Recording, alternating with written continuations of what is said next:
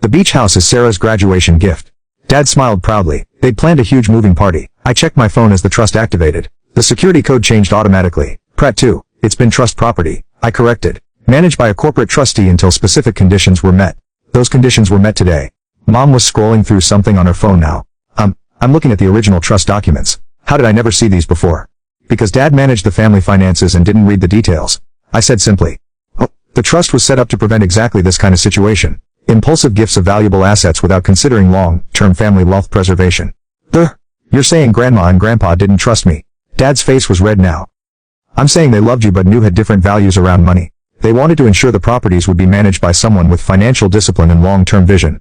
Sarah slammed her hand on the table. You can't do this. Dad promised me that house. Nah. Dad promised you something he didn't have the authority to promise.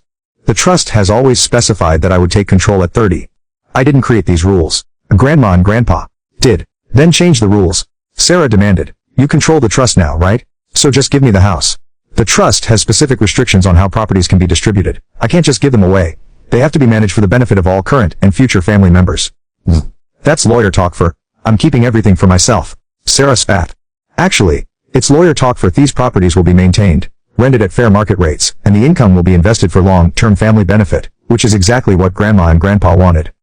And Mom was reading the trust documents on her face growing paler. The beach house generates $8,000 a month in rental income, when it's not being used by family. The commercial properties bring in over $40,000 monthly. This trust has been generating significant income for years. Where's that money been going?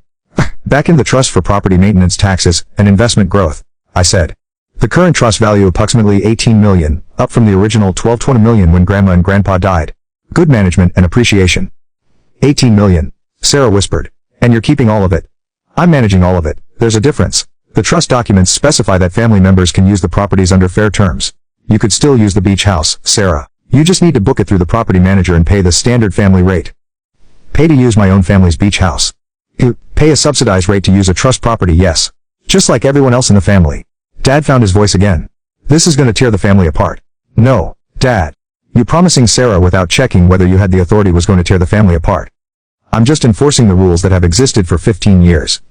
Aunt Diane spoke up from the end of the table. I remember when Mom and Dad set up that trust. They were very specific about wanting the properties protected. Dad always said he didn't want his hard work squandered on impulse decisions. Yeah, exactly, I said. Grandpa built a commercial real estate portfolio through decades of careful investment.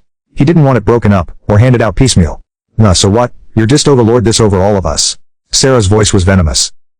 Sit on your little throne of properties while the rest of us beg for scraps. Ega, I'm gonna manage the properties responsibly, maintain them well, ensure they can